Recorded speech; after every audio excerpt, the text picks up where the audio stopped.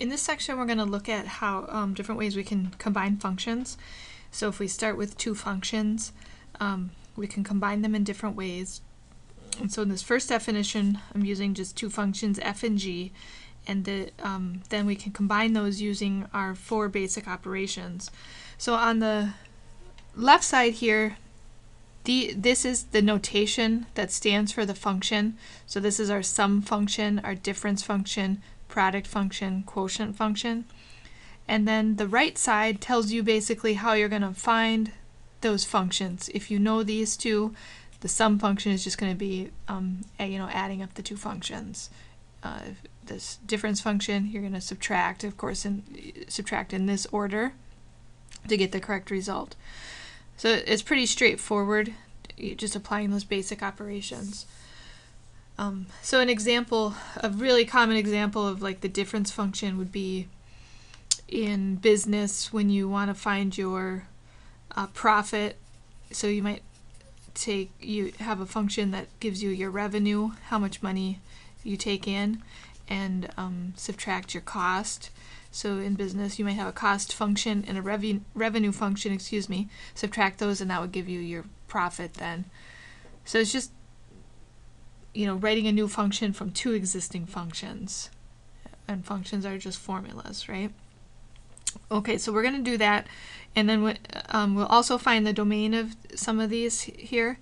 And when you find the domain, you're basically just going to take the domain of these two things separately and then find the intersection. Remember, the intersection is where they overlap. So if you have a set A and a set B, the overlap is the intersection, A intersect B. And then one more thing, there's always one more thing to remember, right?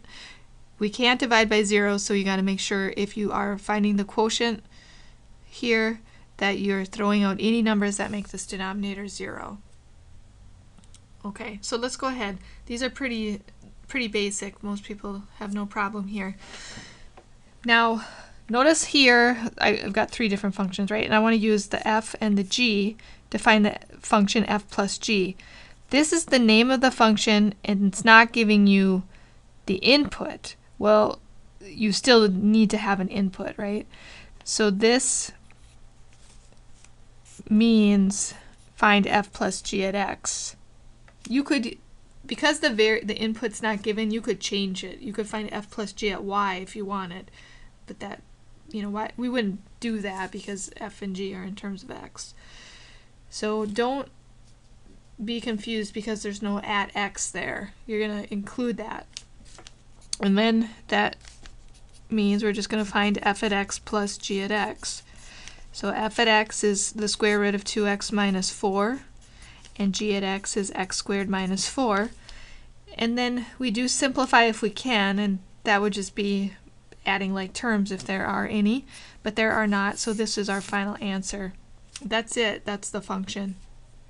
Now it does ask us to find the domain. So let's go back up to the function f. The domain of that function, because it's a square root function, we need 2x minus 4 to be greater than or equal to 0. And if we isolate x, x then would have to be greater than or equal to 2.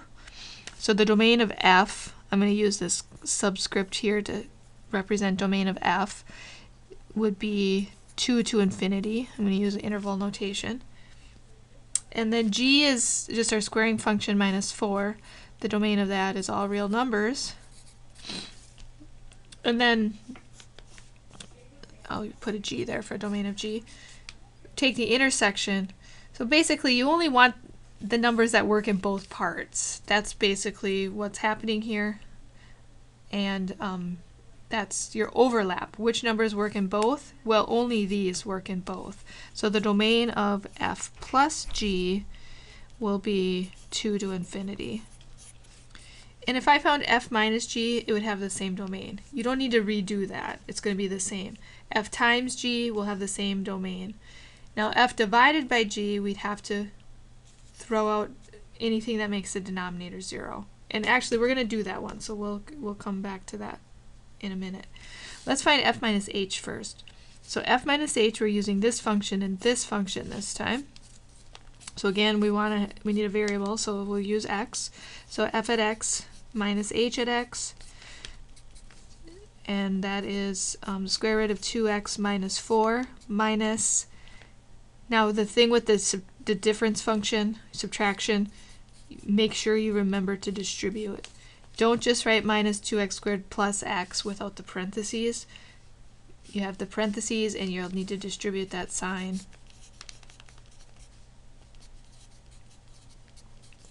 And no like terms, so this is our final answer. There's nothing else to do. And then the domain of, oops, that's a D, f minus h. We already found the domain of f. H is, just a quadratic here. If you plug in any number, you can square it, multiply times 2, and add it, back to the input. There's no problem with any place where this function wouldn't exist, so the domain there is all reals. That's for h. And we already found the intersection of 2 to infinity and all real numbers. We said that's 2 to infinity. So again, it's this part that is making it so that we can't plug in anything smaller than 2. Alright, f times h then. So using these two functions again, we need an input, so at x, f at x times h at x.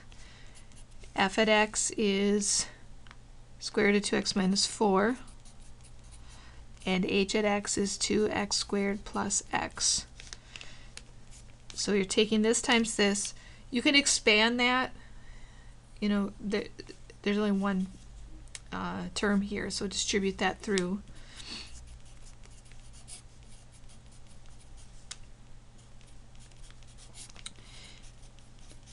So you could, distribute and write that as your final answer. It would be okay to leave it like this as well. It wouldn't be terrible. If we were finding g at x times h at x, I would for sure expand that. You'd get x squared minus 4 times 2x squared plus x, and distribute, you'd have your 4 terms. Alright, so here's our answer for C, and then the domain, because we already used f and h and found the domain, it's going to be the same. We don't need to redo all that work. Same domain. D, f divided by g at x, means we're going to take f at x divided by g at x. So f at x is square root of 2x minus 4, g at x, x squared minus 4. Nothing there to simplify, so that's our answer. That's our function. Now the domain, like I said, we already found the domain of f plus g, which involves the same two functions, and we said the domain of that is 2 to infinity. Well, what we need to look at now is this denominator. So the 2 to infinity is the restriction necessary to get the numerator to exist, right? But then the denominator, notice that has 2 zeros, 2 numbers that make it 0. If you factor that, you get x plus 2 times x minus 2. So this denominator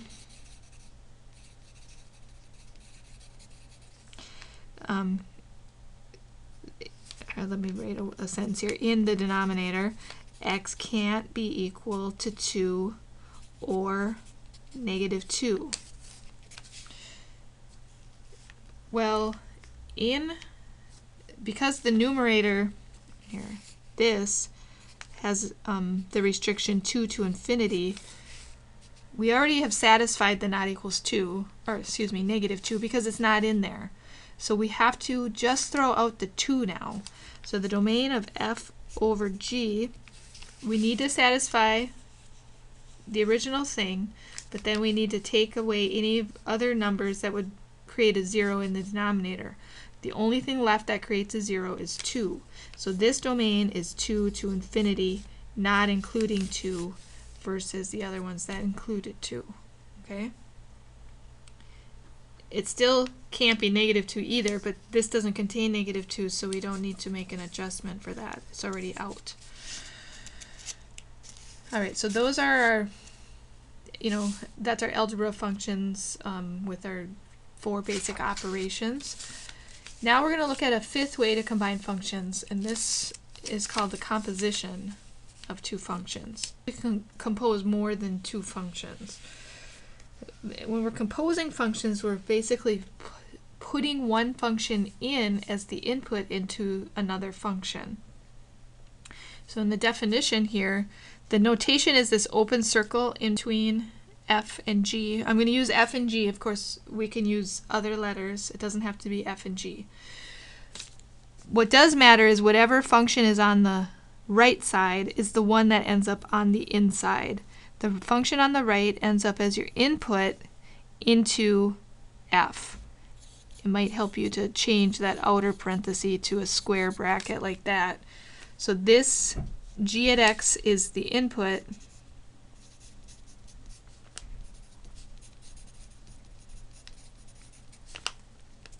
into the function f. Whoops. I don't know why I wrote a g. It's not how you spell function. Function f. Okay? Now, this little statement here, provided g is in the domain of f, well, if you got a number that's not in the domain, of course you can't plug it in. So we need to keep that in mind. And that we'll talk more about that in a little bit.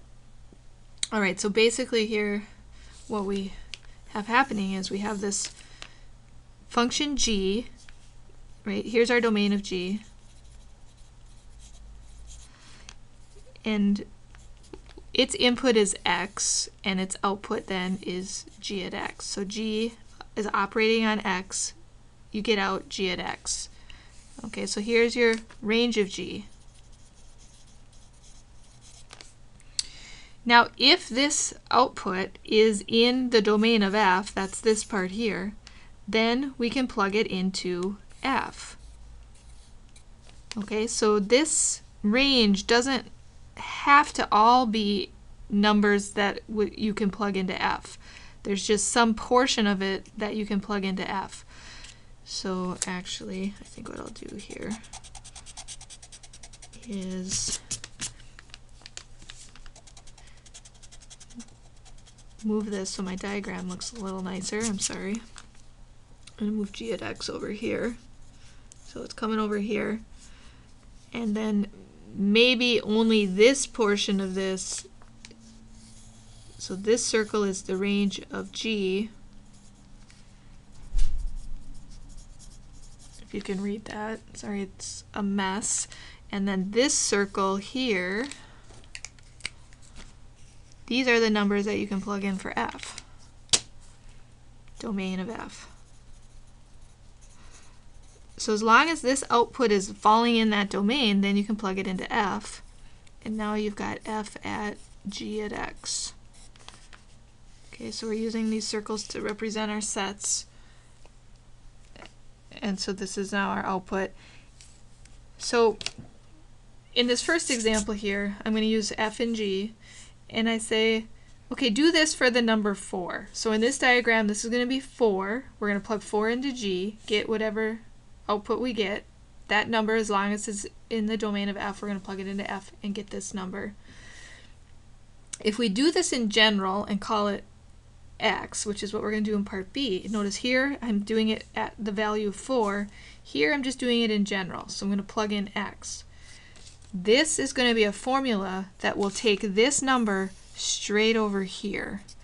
This is my function f composed with g.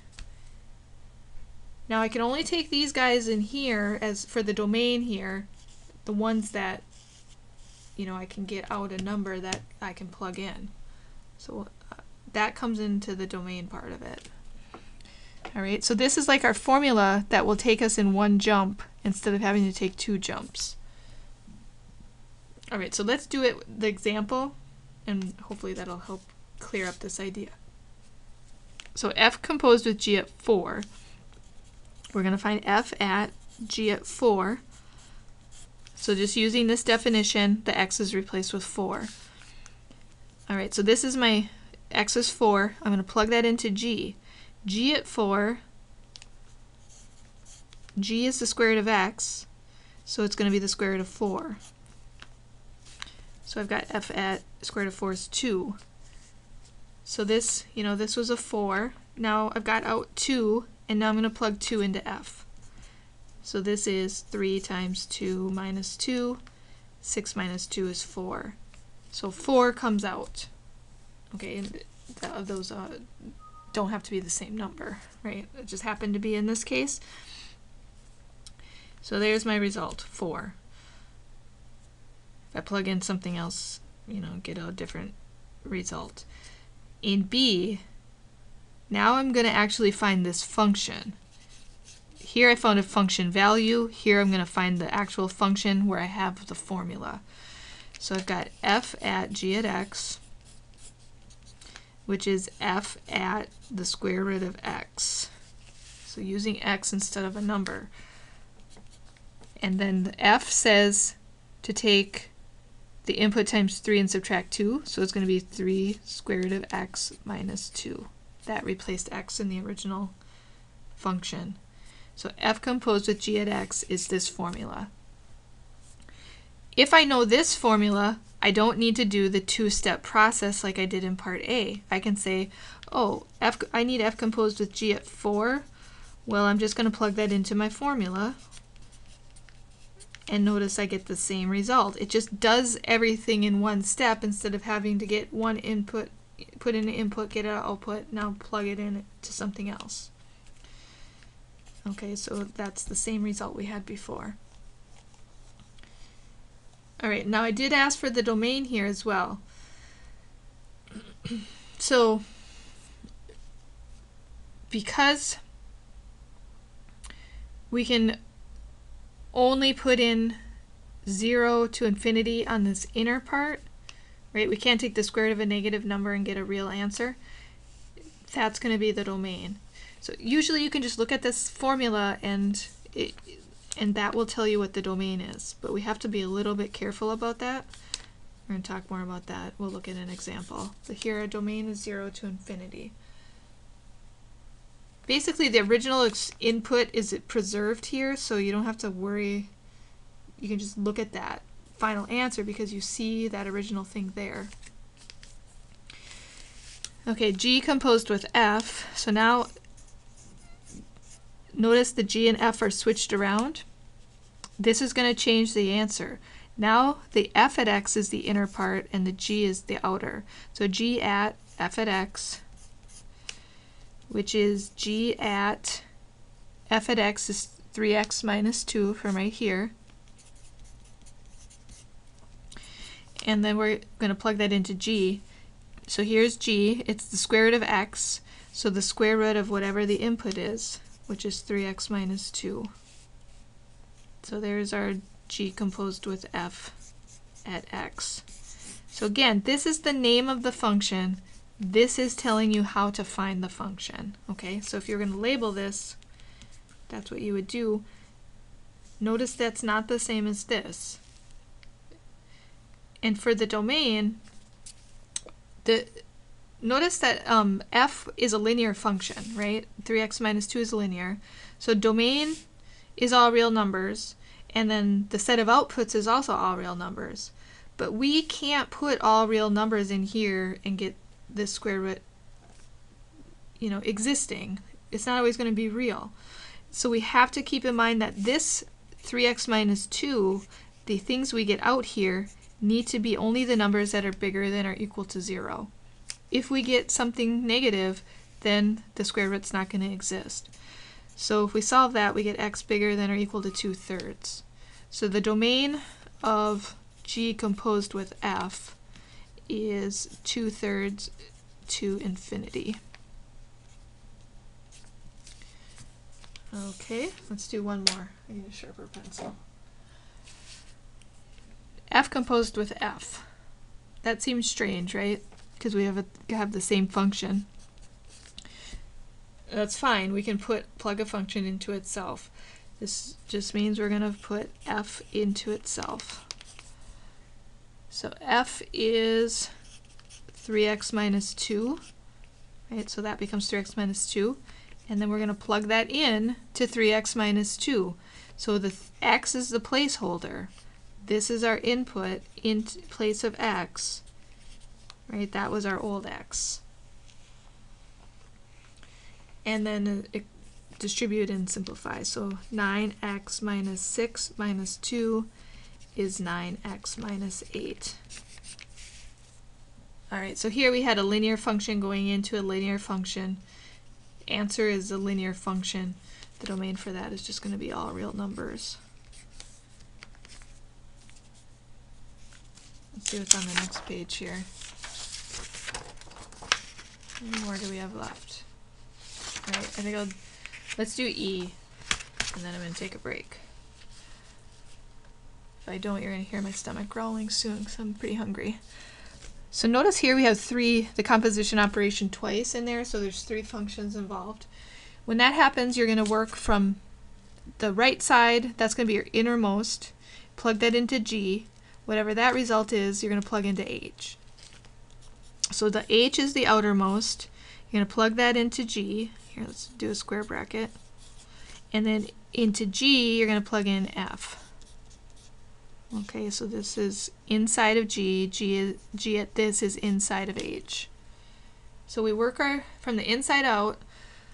Let me put what the functions are right here. Let's put them up here so we can see them.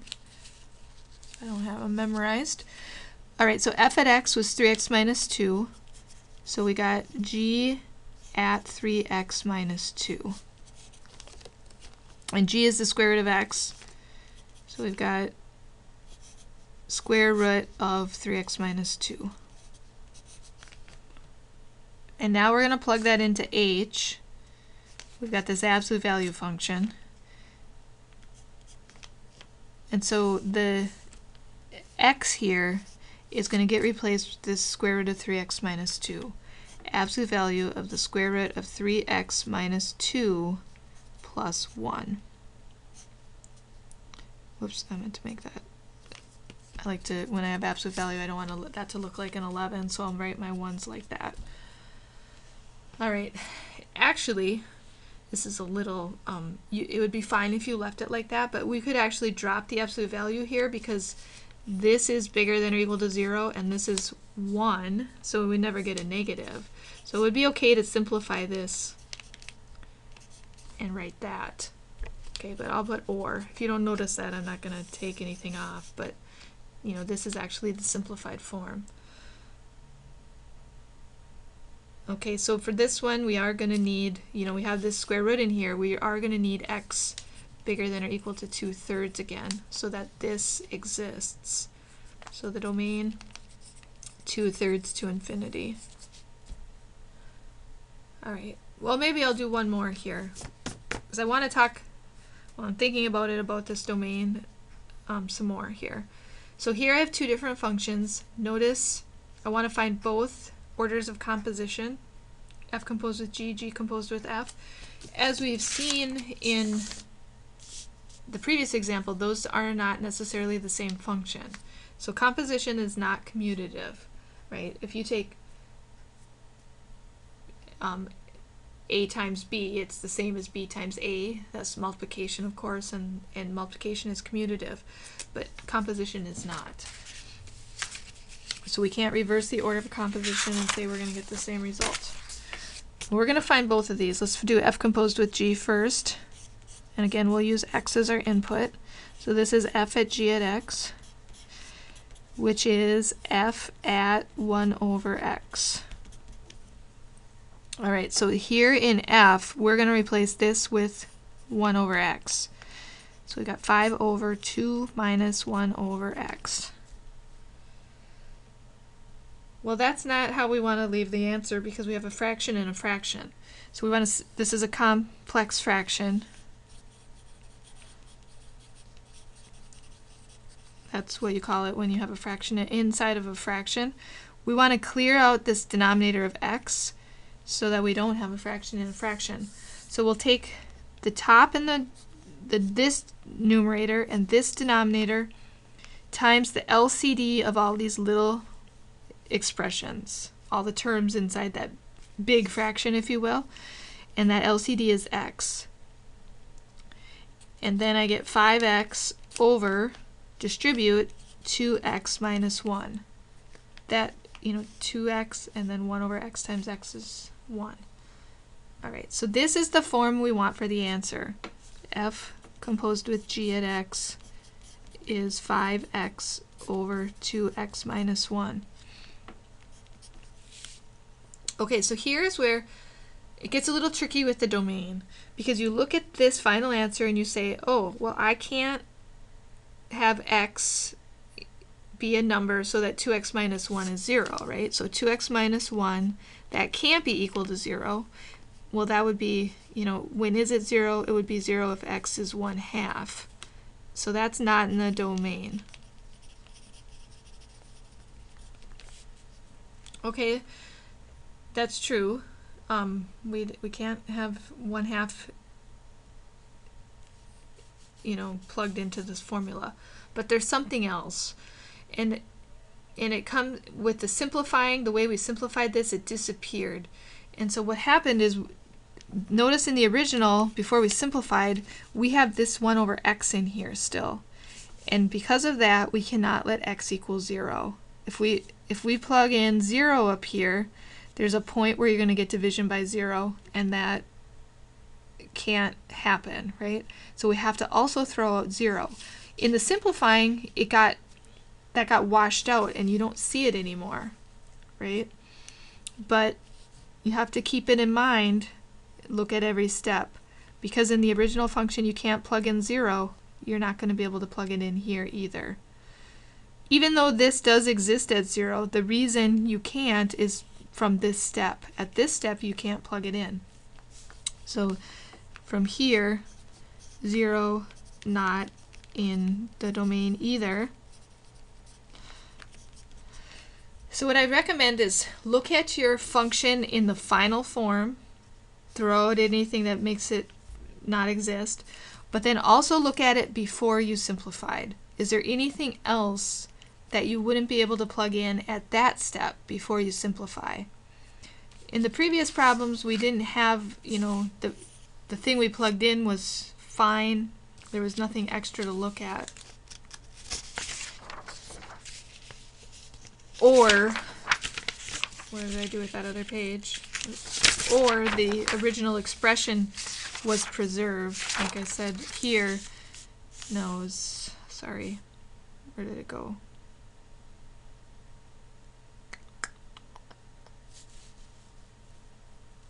Yeah, here, this one, right? That was preserved. It didn't disappear in the final answer. So it was there. You didn't have to worry about it at this step. But watch it before you simplify, and then in your final answer, look at all the numbers that make both of those things not exist. All right, so for our domain, if we're going to write this in interval notation, well, let's write it in words first. So all numbers, technically all real numbers, except 0 and 1/2. In interval notation, that would be negative infinity to 0, union 0 to 1/2, union 1/2 to infinity. Okay, so you should be able to do this if you need to, the interval notation. All right, let's look at the other order. So g composed with f at x is g at f at x. So g at 5 over 2 minus x. So I'm just getting that from the function.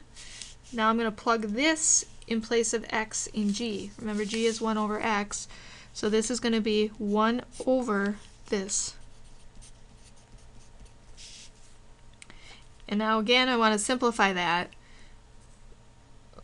So it's 1 divided by this. You could just do 1 times the reciprocal. I think that's the easiest thing. It's 2 minus x over 5. So see, if you only look at this final answer, it looks like the domain is all real numbers, because we can always divide by 5. But you have to be mindful of the fact that in the original, this expression right here, x can't be 2. So the domain is all real numbers except x equals 2. Or you can just write except 2. You don't have to say x equals 2. Or in interval notation, negative infinity to 2, union 2 to infinity. So in this case, there was only one number that we couldn't plug in to the domain. Here, let me move that over so you can see it.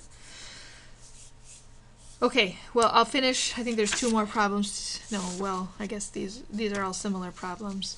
I'll do that in the next video.